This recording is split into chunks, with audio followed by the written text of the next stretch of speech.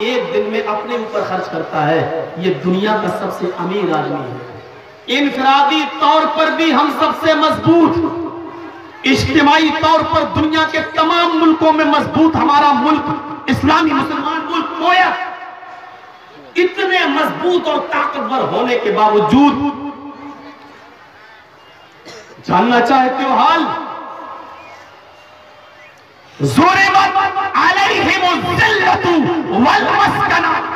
दुनिया के किसी दौर में मुसलमान इतना जलील नहीं था, इतना रुस्वा नहीं था, इतना बेबस नहीं था, इतना लाचार नहीं था, इतना मजबूर नहीं हुआ जितना इस दौर में मुसलमान मजबूर है। ये हमारी सबसे बड़ी मजबूरी है कि हम सबसे अमीर मुल्क होने के बावजूद और सबसे मजबूत इनफरादी शख्सियत होने के बावजूद भी आज दुनिया के अंदर सबसे बड़े मजबूर, लाचार, बेबस अगर हम कहीं हैं, अगर कोई है तो हम मुसलमान।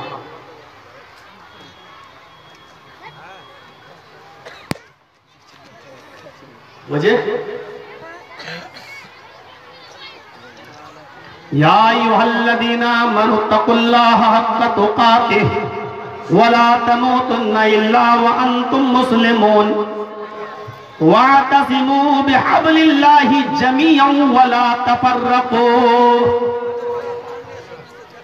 कुरान ने जो बताया था कि तुम्हारी मजबूती और तुम्हारी कुव्वत का, तुम्हारी ताकत का लोहा दुनिया उस वक्त मानेगी जब तुम आपस में एक हो जाओगे, अल्लाह की रस्सी को मजबूती से पकड़ लोगे, वला तफर्रक़ू, और आपस में इख्तिलाफ नहीं करोगे, फिरकों में नहीं बटोगे, टोलियों में नहीं बटोगे, टुकड़ों में नहीं बटोगे। ये हमारा राज बताया था बुलंद होने का। क्या?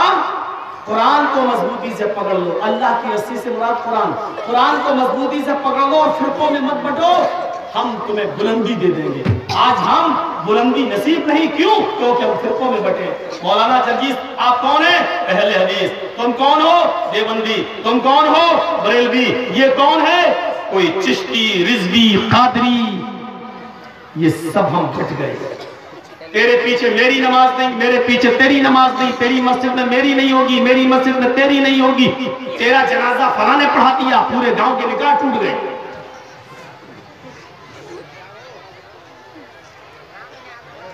जब इन तमाम खुराफातों में हम पड़े तो अल्लाह ताला ने हमें ये दिन दिखा दिए। देखो देखो, जिस जमीन के सीने पर तुम्हारी पेशानी हमारे सामने झुकी और जिस जमीन के टुकड़े पर तुमने सुभान रब्बी अला कह के हमारी वहदानियत का और हमारे रब्बे आला होने का ऐलान किया, आज उसी सरजमीन पर अब मूर्तियों की पूजा होगी, देवी देवताओं की पूजा होगी। उसी सरजमीन पर अब एक अल्लाह के साथ हजारों देवी देवताओं को बिठाकर शिर्क के अड्डे खोले जाएंगे। ये दिन तुम देखो, ये तुम्हारी नाइत्तेफाकी का नतीजा है। ये दिन तुम्हें देखना पड़ेंगे। क्यों? क्योंकि तुमने हमारी नहीं मानी, हमें भी तुम्हारी फिक्र। अब लोग, अच्छा कभी आपने देखा है पतंग? मौलवी साहब देखता छोड़ो, हमने उड़ाई है। हम अगर सवाल करें किसी से खड़ा करके कि तुमने पतंग देखी है, वो कहेगा देखना तो छोड़ो, हमने उड़ाई है। अब आप देखिए पतंग का हाल। पतंग को हवा में आप उड़ा रहे हैं और जैसे जैसे डोर ढीली करते जाते हैं, पतंग ऊपर चढ़ती जाती है। सही बात? जब तक वो पतंग डोर से बंधी हुई है, धागे से बंधी हुई है और उसका धागा आपके हाथ में है, उस डोर को आप पकड़े हुए हैं, पतंग बुलंदी पर जा रही है, बुलंदी पर। लेकिन जैसे ही दूसरी पतंग वाला पेच लड़ाता है और उसकी पतंग के धागे को अपने धागे से काट देता है। तो अब आप ये बताइए, जब पतंग ने धागे से कनेक्शन तोड़ लिया और उसका धागा टूट गया, तो यही पतंग फिर आसमान की बुलंदियों पर क्यों नहीं जाती? फिर हिचकोले खाते हुए, कोलामंडियां खाते हुए, जम खाते हुए फिर ये जमीन के ऊपर क्यों आती है? और आपने देखा होगा कि चाहे कितनी ऊपर उड़ा लो पतंग, आपने भी अगर अपने हुचके से वहीं से धागा तोड़ दिया, डोर तोड़ दी और उसको छोड़ दिया, जैसे आपने डोर को छोड़ दिया, वो पतंग वहीं से हिचकोले खाते हुए, जंपिंग करते हुए जमीन के ऊपर आती है। और जमीन के लड़के, छिछोरे लड़के, औबाश लड़के, अपने माँ बाप की गलत तरबियत से पैदा होने वाले और परवान चलने वाले लड़के,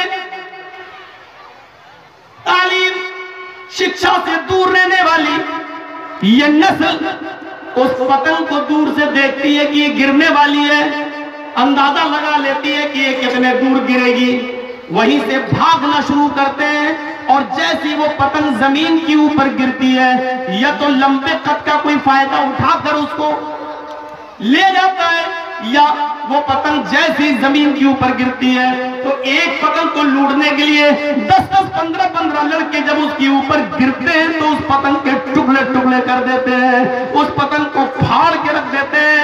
पतंग का यह हाल क्यों हुआ? वो बुलंदी पर क्यों थी? जब वो अपनी बुनियाद से जुड़ी हुई थी, जब वो अपनी जड़ से जुड़ी हुई थी, जब उस तक वो अपनी बुनियाद को पकड़े हुए थी तो वो बुलंदी पर जा रही थी। लेकिन जब उसने अपनी डोर को छोड़ दिया, अपनी रस्सी को छोड़ दिया, अपनी बुनियाद को छोड़ दिया, तो जब बुनियाद को से रिश्ता खत्म कर लिया तो अब उसका अंजाम रफात तो बुलंदी नहीं बल्कि तनज़ुली है, पस्ती है, पस्ती की तरफ उसको आना ही है। मुसलमानों, तुम जिस इस्लाम से जुड़े हो उसकी डोर कुरान करीम है। जब तक तुम इस कुरान करीम को मजबूती से पकड़े रहोगे, और दुनिया की जिन कौमों ने कुरान करीम को मजबूती से पकड़ा वो बुलंदियों पर चलते गए, चलते गए, जाते गए, चलते गए। लेकिन जब इस कुरान से उन्होंने अपना रिश्ता छोड़ा तो जाहिर है कि जब कोई अपने डोर से अपना रिश्ता तोड़ ले तो वो पस्ती की तरफ आता है।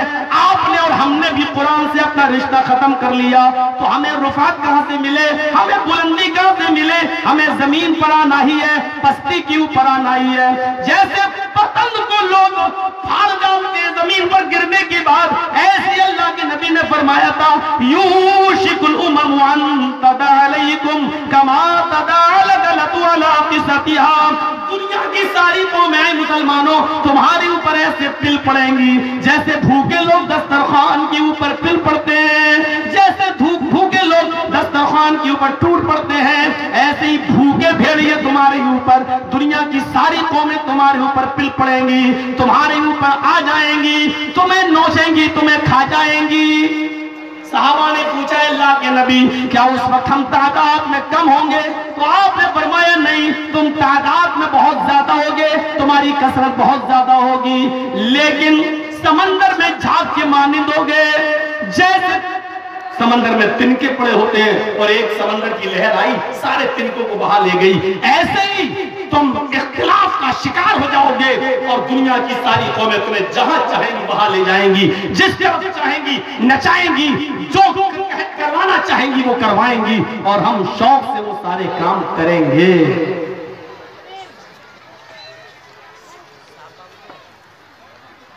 अल्लाह ताला तुम्हारा रोब व दबदबा काफिरों के दिल से निकाल देगा। निकल गया ना? कल तक जब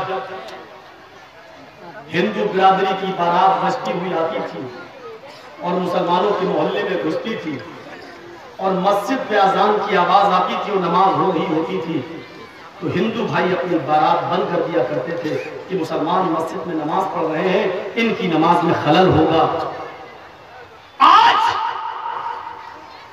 जब मुसलमानों ने खुद आजादों के वक्त अपने होटलों में चलने वाले टीवी बंद नहीं किए, घरों में अजानों की आवाज आते वक्त हमारी औरतें स्टार प्लस देखती हुई नजर आती हैं, सीरियल देखती हुई नजर आती हैं। गानों की आवाजें हमने अपने घरों में खुद उनको पनाह दे दी है, तो काफिरों के दिलों से भी हमारा रोब दबदबा निकल गया। हमारी मस्जिदों से गुजरते वक्त वो अपनी बारात और बैंड बाजे क्यों बंद करते? हम भी जिम्मेदार हैं अपनी हालत में, हम भी जिम्मेदार हैं। एक 9/11 आज से 20 साल पहले हुआ था। एक 9/11 9 नवंबर आज से 20 साल पहले हुआ था। वर्ल्ड ट्रेड सेंटर को तबाह बर्बाद किया गया था और उसकी आड़ में बहुत से इस्लामी मुल्कों को बर्बाद होना पड़ा था। बहुत से इस्लामी मुल्कों को ये सोची समझी प्लानिंग, ये सोची समझी साजिश, जो फैसला 16-17 को आना था, जो फैसला 15-16 को आना था, जो फैसला मुतय्यना तारीख तक आना था, वो फैसला एकदम 9 तारीख को हो जाता है। ये मैसेज देने की कोशिश की गई, मुसलमानों, एक 9/11 20 साल पहले हुआ था, जिसने तुम्हारे इस्लामी कई मुल्कों को तबाह बर्बाद किया था।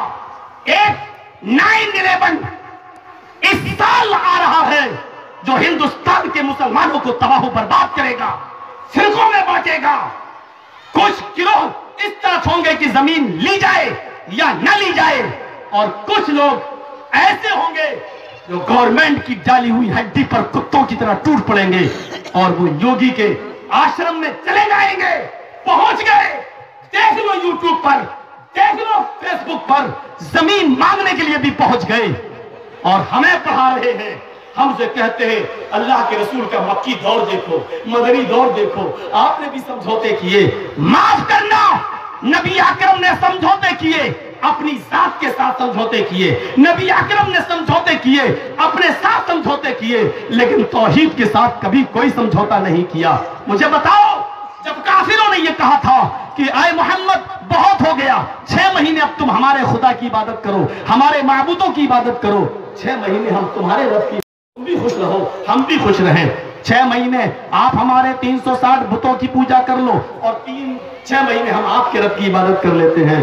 अल्लाह के रसूल सल्लल्लाहु अलैहि वसल्लम चाहते तो इसको कबूल कर सकते थे, चलो एंट्री तो मिल रही है, 6 महीने पहले हम ये हमारे रब की इबादत, हम 6 महीने में दावत तबलीग पेश करेंगे और इनको अपना कर लेंगे, मसलहतन जा सकते थे। लेकिन नहीं, आपने जानते हो समझौता ये तो कर लिया,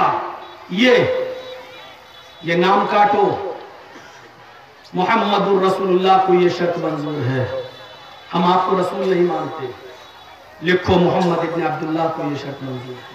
आपने अली से कहा काट दो, रसूलुल्लाह नहीं मानते तो काट दो, ये मोहम्मद इब्न अब्दुल्लाह लिख दो। हजरत अली ने कहा अल्लाह ताला ने आपको रसूल बनाया, हम कैसे काट दें, हमारे हाथ में ये जरूरत नहीं है, अलग में ताकत नहीं है। तो अल्लाह के रसूल ने कहा लाओ मुझे बताओ कि कहाँ लिखा है रसूलुल्लाह।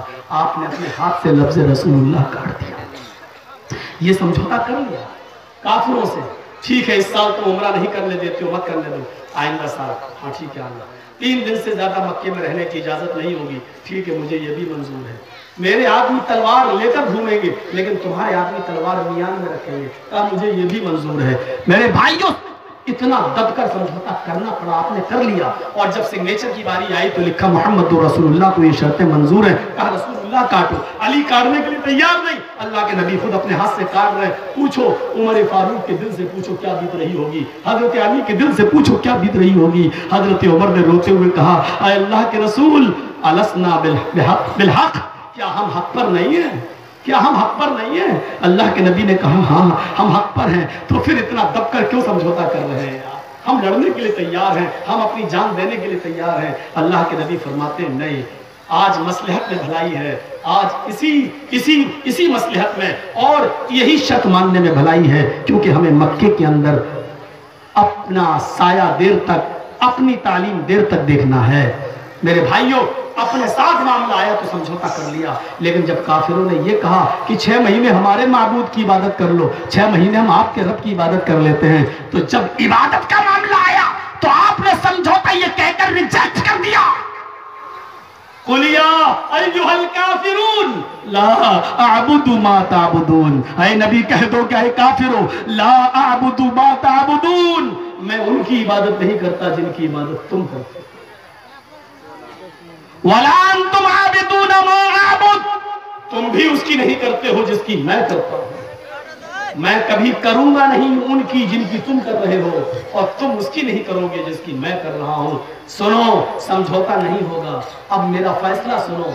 आपने क्या कहा, लकुम दीनुकुम वलिय दीन, तुम्हारे लिए तुम्हारा रास्ता, मेरे लिए मेरा रास्ता, तुम अपने धर्म पर रहो, हम अपने मजहब पर रहते हैं। मेरे भाइयों, आपने उनकी ये शर्त नामंजूर कर दी। ये योगी के दरबार पे जाने वाले लोग ये हमें बतला रहे हैं कि मक्की दौर में क्या क्या, ये हमें समझा रहे हैं।